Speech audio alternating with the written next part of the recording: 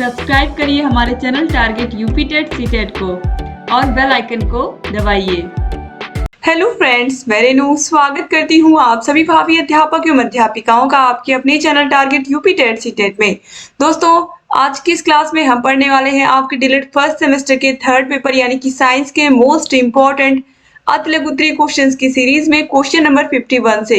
ये आपकी पवन सीरीज है और यहाँ पर आज हम अति लघु उत्तरीय प्रश्नों का पार्ट 2 पढ़ने वाले हैं। पार्ट 1 हमने कंप्लीट कर लिया है और पार्ट 2 में जितने भी क्वेश्चंस हैं सबको मैं इस वीडियो में खत्म करने वाली हूँ, यानी कि इस क्लास में सारे के सारे क्वेश्चंस खत्म हो जाएंगे और आपकी साइंस सीरीज के सारे बहुविकल्पी, सारे अति लघु उत्तरीय, राजन सीरीज और पवन सीरीज के आज कंप्लीट हो जाएंगे।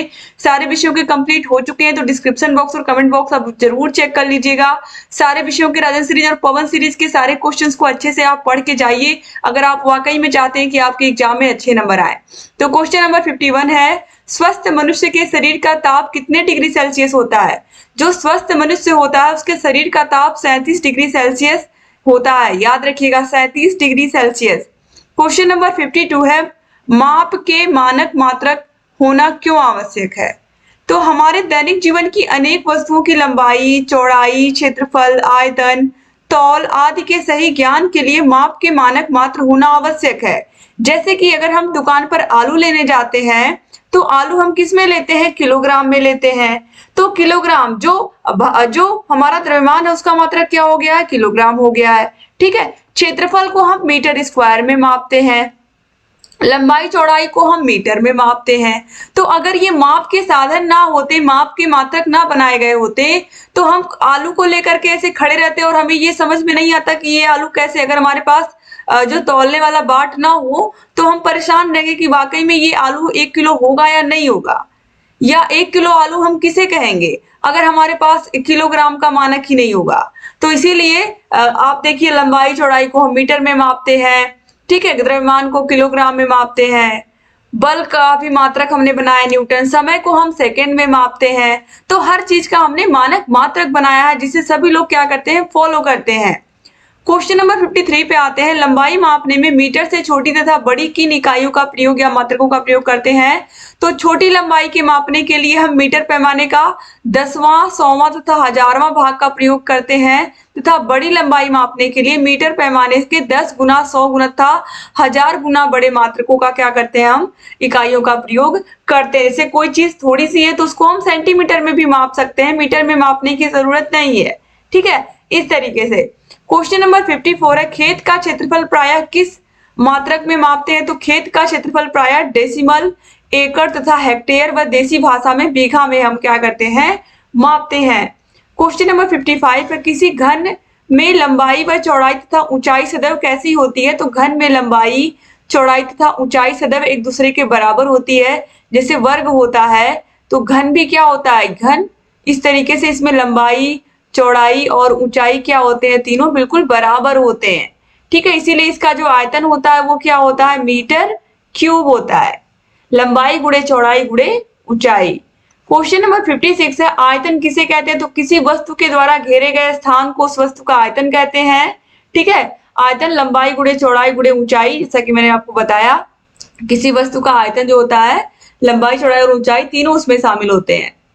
क्वेश्चन नंबर 57 है, एमकेएस पद्धति में मूल मात्रक क्या है? तो एमकेएस यानी कि जो लंबाई होती है उसका मात्रक मीटर होता है, द्रव्यमान का किलोग्राम होता है और समय का सेकंड होता है। तो यही है एमकेएस पद्धति, मीटर, किलोग्राम, सेकंड। ठीक है।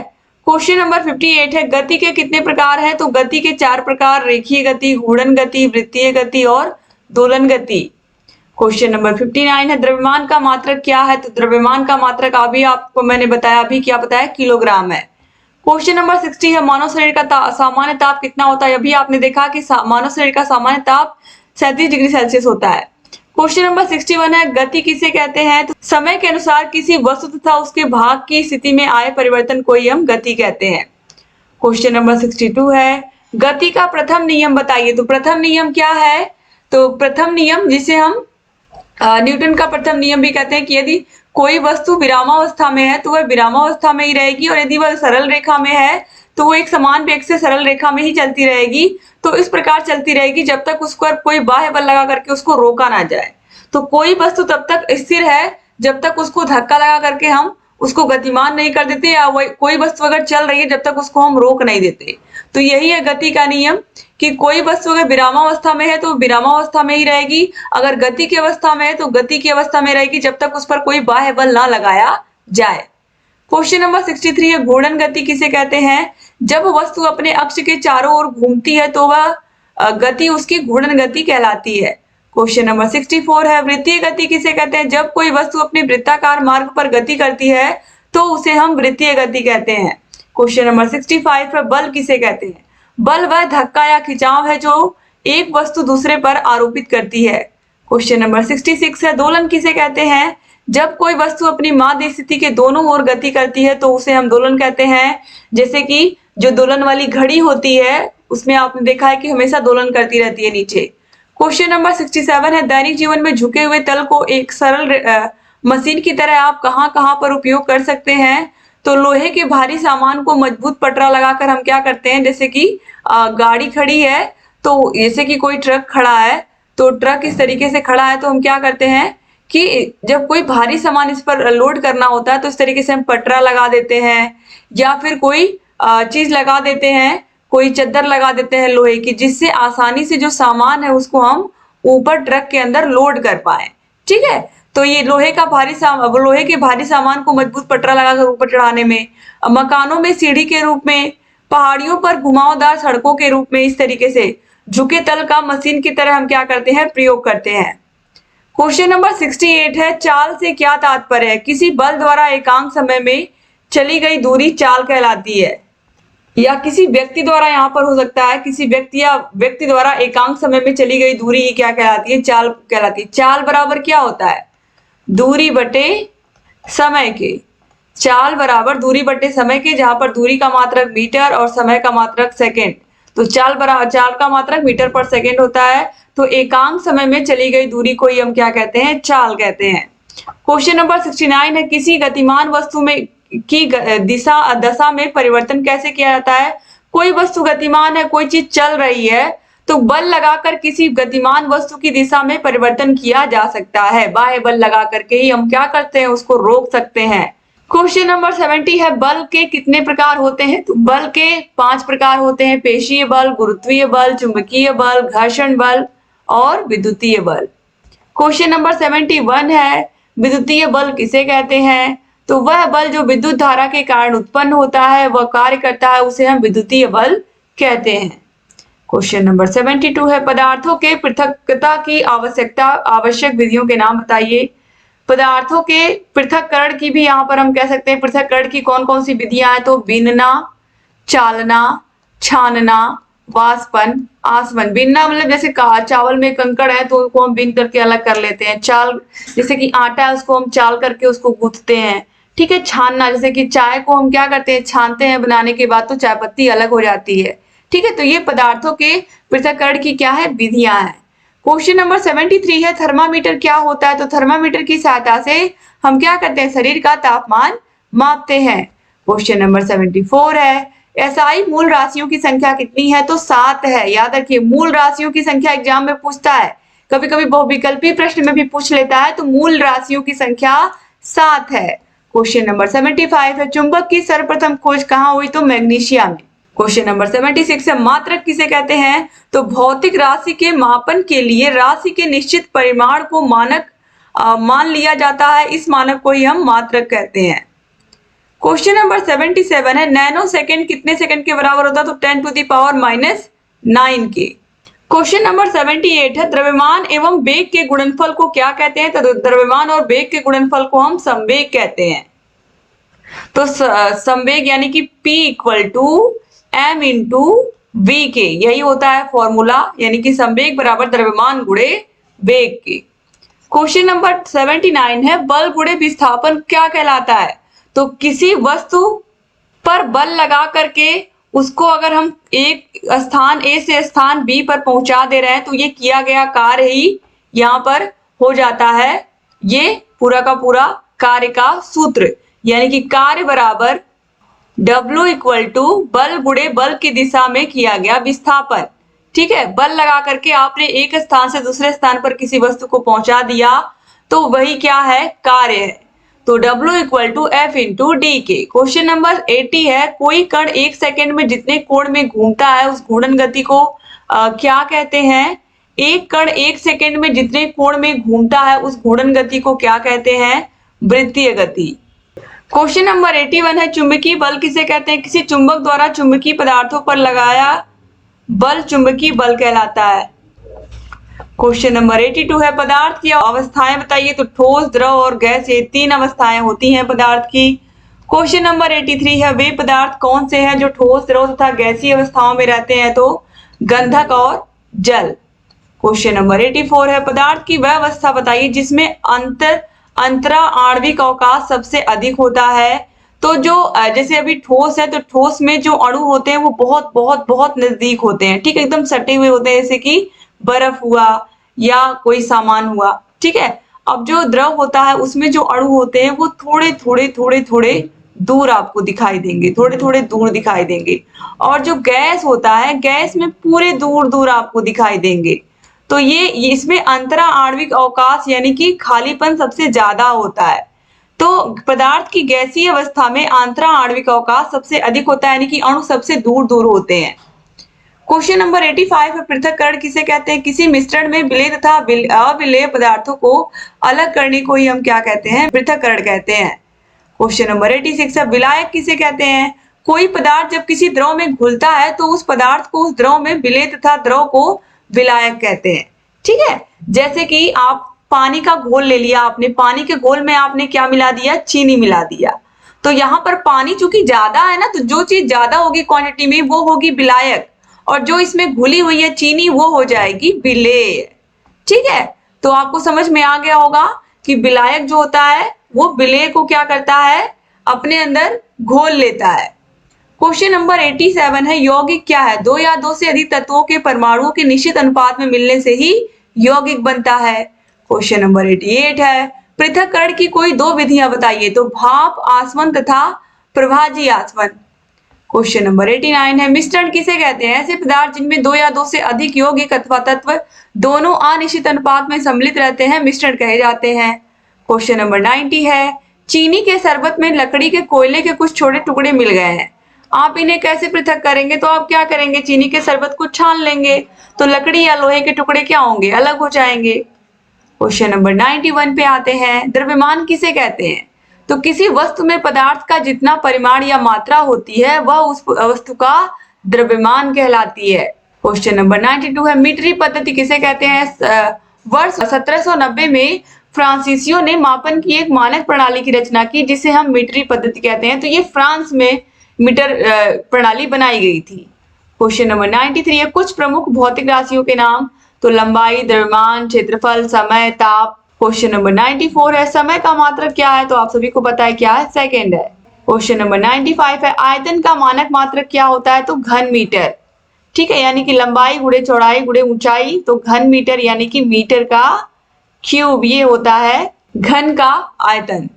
क्वेश्चन नंबर 96 है, समय की अवधि का मापन किस प्रकार किया जाता है? तो समय की अवधि का मापन हम सेकंड में करते हैं, मिनट में करते हैं, घंटे में करते हैं, दिन में करते हैं, माह में करते हैं और वर्ष में करते हैं। क्वेश्चन नंबर 97 है, क्षेत्रफल का मानक मात्रक क्या है? तो वर्ग metre, metre square. Question number 98 है, स्वपोषी किन्हें कहते हैं? हरे पेड़ पौधे अपना भोजन स्वयं बना लेते हैं, अतः स्वपोषी कहलाते हैं। तो पेड़ पौधे हमेशा याद रखिएगा स्वपोषी होते हैं क्योंकि पेड़ पौधे अपना भोजन खुद बनाते हैं। क्वेश्चन नंबर 99 पे आते हैं, श्वसन का क्या अर्थ है? तो जीवधारी सांस के द्वारा वायु से ऑक्सीजन गैस लेते हैं और कार्बन डाइऑक्साइड गैस छोड़ते हैं, इस प्रक्रिया को ही हम क्या कहते हैं? श्वसन कहते हैं। क्वेश्चन नंबर 100 है, प्रमुख श्वसन अंगों के नाम बताइए। तो फेफड़े, गलफड़े आदि। तो फेफड़े का प्रयोग करके आदमी सांस लेता है, गलफड़े का प्रयोग करके मछली सांस लेती है। क्वेश्चन नंबर 101 पे आते हैं, जलीय पौधे एवं जलीय जंतु किन्हें कहते हैं? तो जल में रहने वाले पौधों को जलीय पौधे और जल में रहने वाले जंतुओं को जलीय जंतु कहते हैं। जलीय पौधों जैसे कि सिंघाड़ा हुआ, जलकुंभी हुआ, और जलीय जंतु जैसे कि मछली है, मेंढक है, ठीक है, कछुआ है, ये सब है। क्वेश्चन नंबर 102 है, अंकुरण के लिए क्या आवश्यक होता है? तो बीजों के अंकुरण के लिए वायु, पानी तथा उचित ताप तीनों की आवश्यकता होती है, तभी अच्छे से कोई बीज अंकुरित हो पाता है। क्वेश्चन नंबर 103 है, मृतिका किसे कहते हैं? पके हुए बर्तनों को ही हम क्या कहते हैं? मृतिका कहते हैं।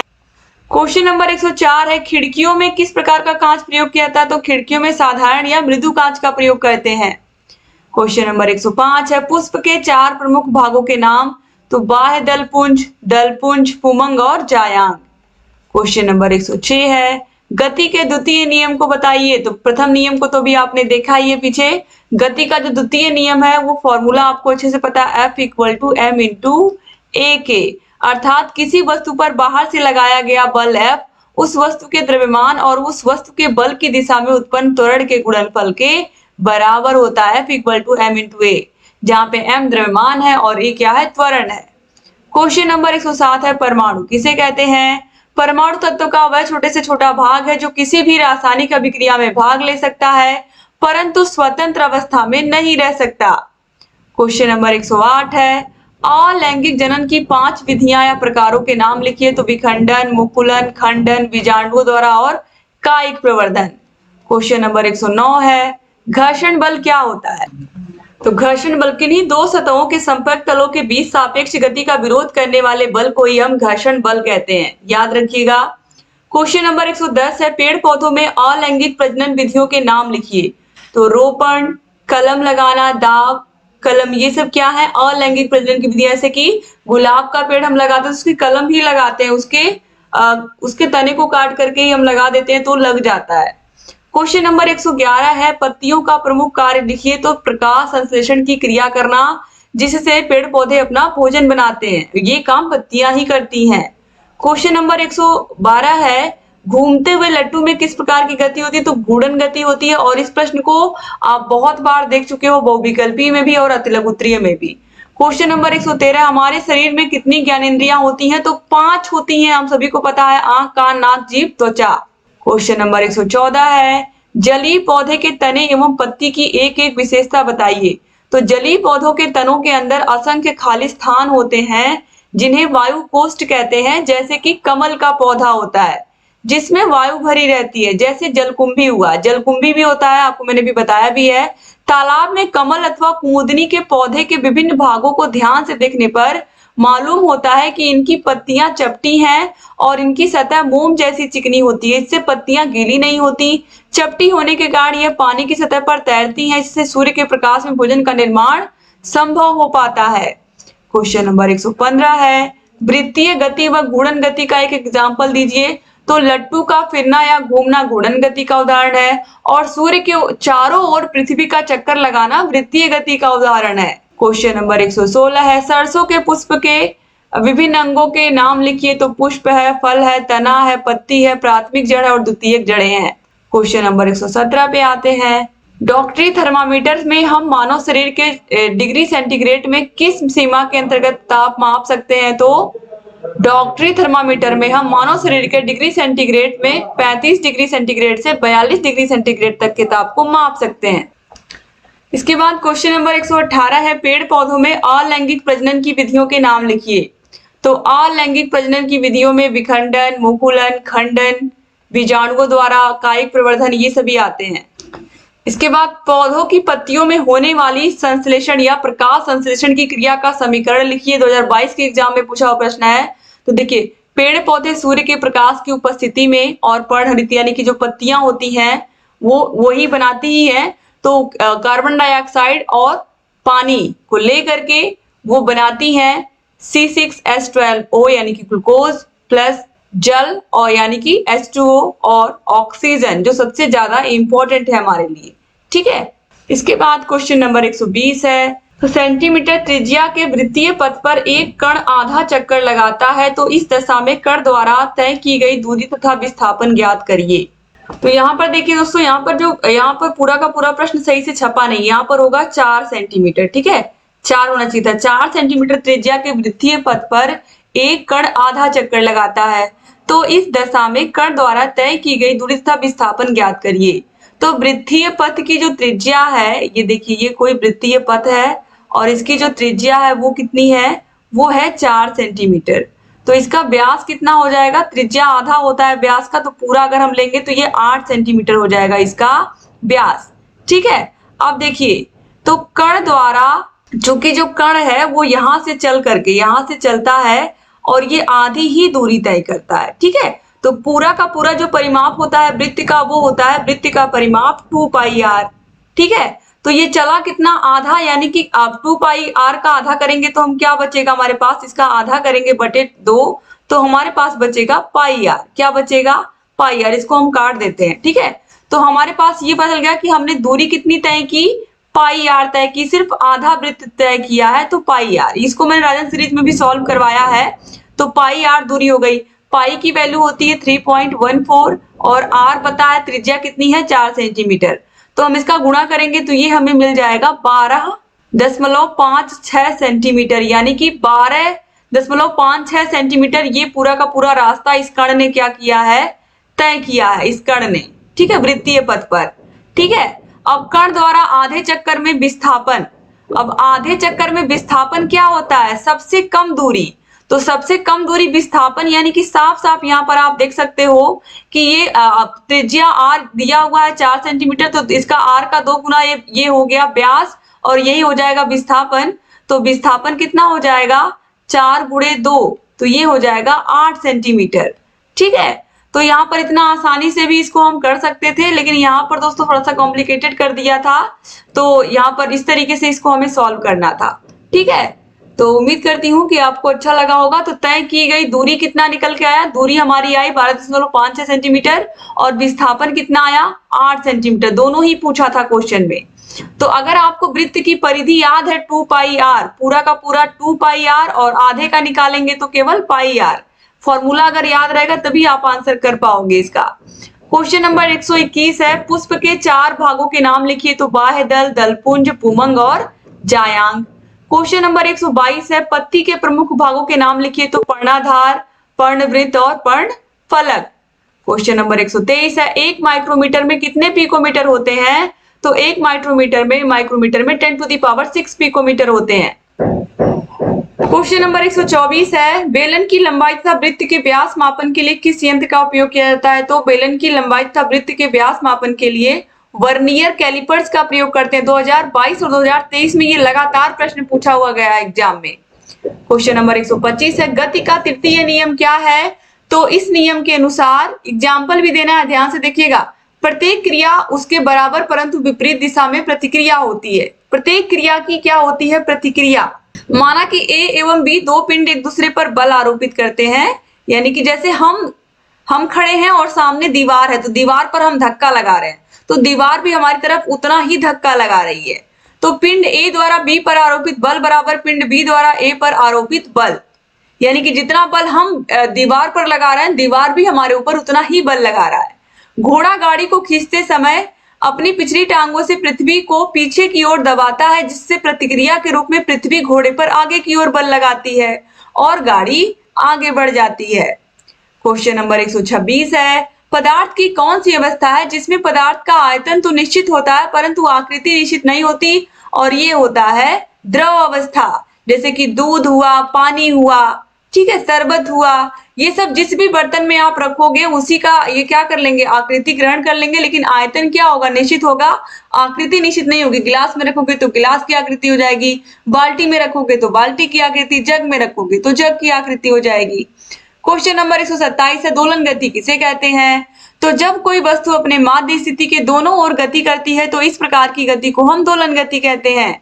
जैसे झूले में झूलते हुए बच्चे की गति, किसी स्प्रिंग में लटके हुए पिंड से गति, दीवार घड़ी के पेंडुलम की गति आदि।